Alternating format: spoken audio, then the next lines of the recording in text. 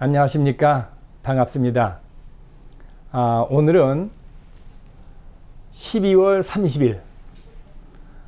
내일이면 마지막 날이고, 그리고 이제 모레면은 2020년도 새해가 되는 날입니다.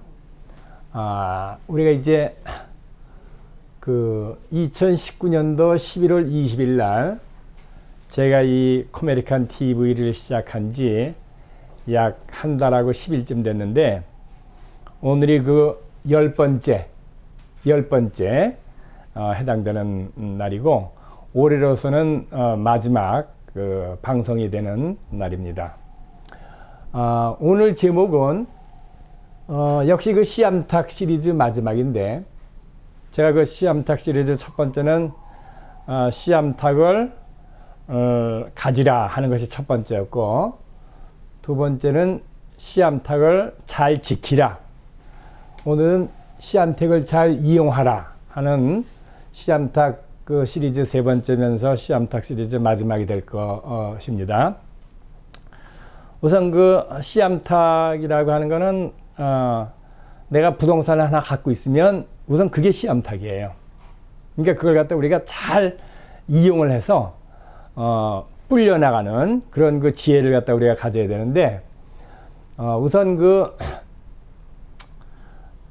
씨암탉이라고 하는 거는 뭐 알다시피 부동산 씨암탉이라고 하는 거는 두 가지 목적으로 우리가 생각할 수가 있어요. 첫 번째는 그 렌트 수입을 우리가 받는 목적이 하나 있고, 두 번째는 시세 차익을 통해서 우리가 이익을 얻는 방법이 있어요. 이 두 가지가 있는데, 보통 그 부동산을 내가 하나 갖고 있다, 내가 살고 있는 집을 갖고 있다, 또는 살고 있는 콘도를 갖고 있다, 그걸 갖고 있다 하더라도 그거 이제 씨암탉이에요. 그게. 그러니까 우리가 그걸 갖다 어떻게 하면 잘 이용하는가 하는 걸 갖다 오늘 제가 말씀을 드리는데, 우선 그 집을 갖고 있고 거기서 내가 살고 있으면은 우선은 렌트를 지출하지 않으니까 좋은 거예요. 그 다음에 두 번째로는 시간이 흘러가면 그 밸류가 올라가서 값이 올라가기 때문에 좋은 거예요. 그러면은 우리가 그 씨암탉을 잘 이용하는 방법으로서 우선 그 어떤 때는 우리가 진짜 그 좋은 그런 그 투자할 만한 그런 그 부동산을 발견하는 수가 있어요. 그럴 때 목돈이 필요하다 할 경우에는, 내가 지금 집을 갖고 있다든지 부동산이 하나 있다고 하면 그걸 담보로 해갖고는 에퀴티 론이라고 하는 거를 갖다 우리가 은행에서 받을 수가 있어요.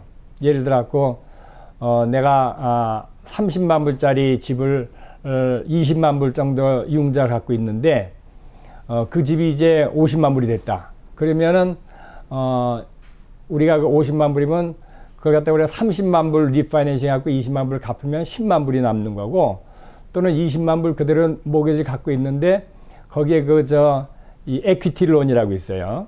에퀴티 론이라고 하는 거는 말하자면 제2차 모기지 비슷한 건데, 그걸 꺼내 갖고는 우리가 투자하는 데 쓸 수도 있고, 그 다음에 IRS 섹션 121, 이거는 우리가 굉장히 중요하기 때문에 미국에 사는 모든 사람들은 이걸 항상 우리가 이용할 수 있는 그 준비를 하고 있어야 되는데, 우리가 그 조건이 두 가지죠.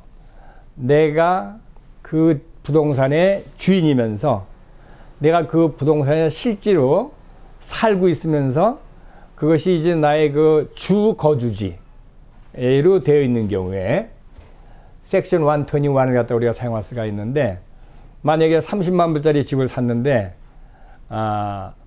시간이 흘러갖고 70만 불에 팔았다. 40만 불에 대한 세금이면 뭐 애틀리스트 10만 불 이상은 내야 되는데, 내가 그 파는 날짜로 계산해 갖고는 5년 중에서 2년 이상을 실제로 내가 거기서 거주했을 경우에는, 부부인 경우에는 50만 불까지 면제를 해줘요.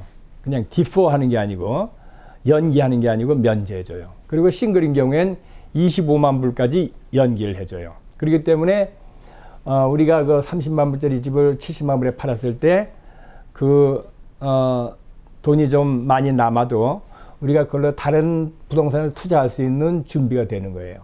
어떤 사람인 경우에는 간혹 그런 사람이 있어요. 개인집을 사는데 자기 이름이라든지 그런 걸 갖다 자기 소셜 시큐리티 넘버를 갖다 밝히고 싶지 않은 경우가 있어요. 어떤 때는. 그럴 때는 자기가 회사를 설립하는 거예요. 여기서 미국에서는 보통 그 유한회사 LLC라고 하는 걸 많이 설립하는데 부동산 살 적에는 LLC를 설립해갖고 사는 경우에는 지금 이 섹션 121이 해당이 안 돼요.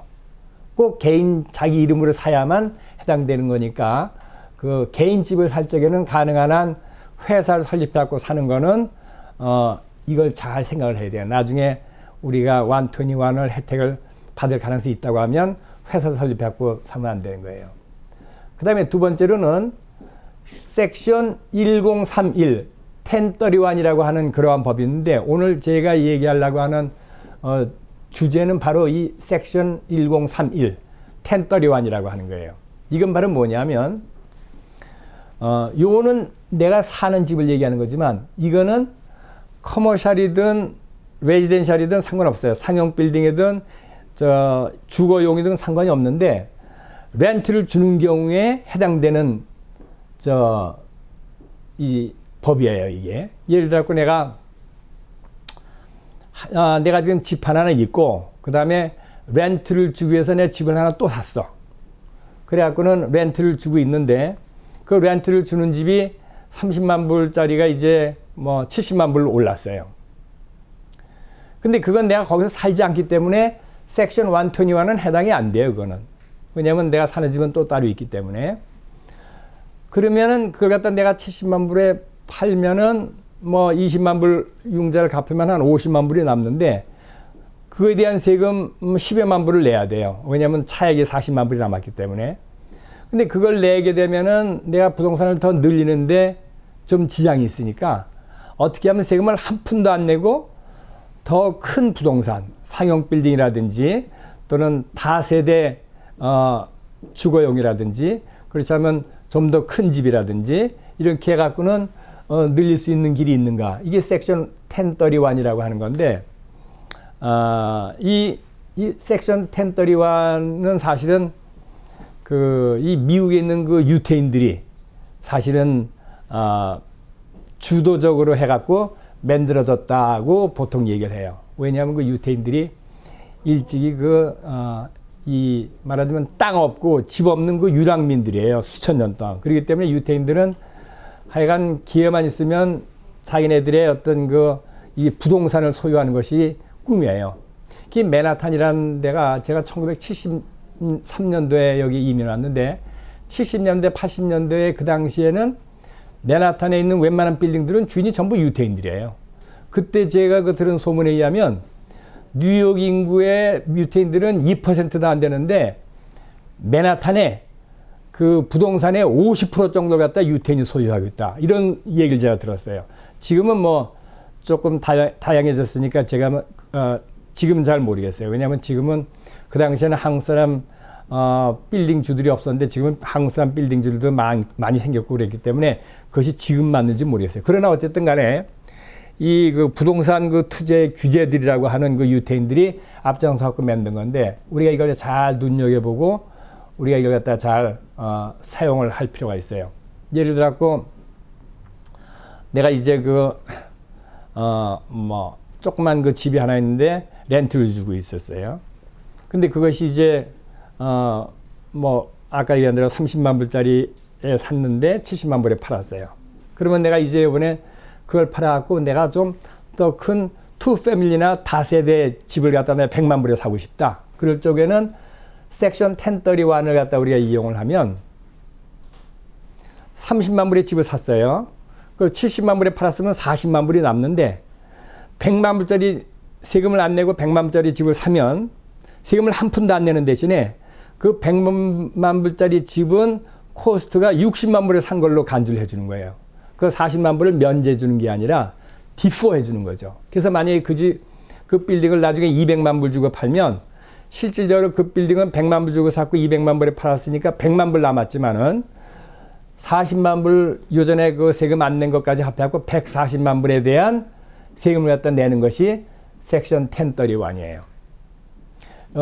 어느 정도로 많이 이용하냐면 모든 이 상용 빌딩은 반 이상이 섹션 1031을 이용할 정도로 굉장히 파퓰러한 거예요. 예를 들어 어떤 경우에는 집을 빌딩을 하나 팔았어요. 100만 불 주고 팔았어요. 근데 산 것이 만약에 30만 불이기 때문에 70만 불에 대한 세금을 내야 되는데 세금을 내고 싶지 않다 이거예요.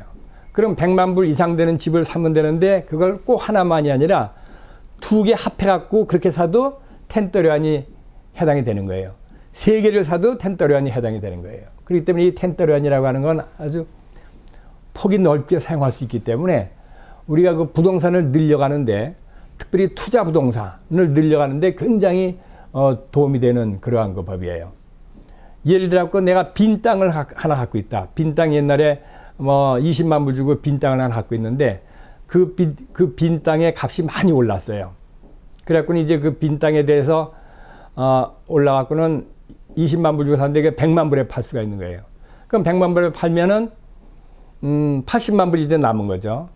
근데 이 빈 땅은 무조건 1031에 해당이 돼요, 이거는. 왜냐하면 보통 자기가 살고 있는 집이 아니기 때문에 이거는 거기에 짓든지, 그자면 그걸 팔고 다른 빌딩을 사든지 하는 경우에도 1031을 갖다 사용할 수가 있다고 하는 거. 갖다 우리가 잘 알면 돼요. 그래서 씨암택을 잘 이용하라 하는 거는 우리가 부동산을 하나 갖고 있으면 그걸 갖다 우리가 머리를 굴려서 우리가 궁리를 해야 돼요. 이걸로 우리가 돈을 갖다 더 좀 팔지 않고 얻어갖고 우리가 다른 걸 또 투자할 수 있지 않나.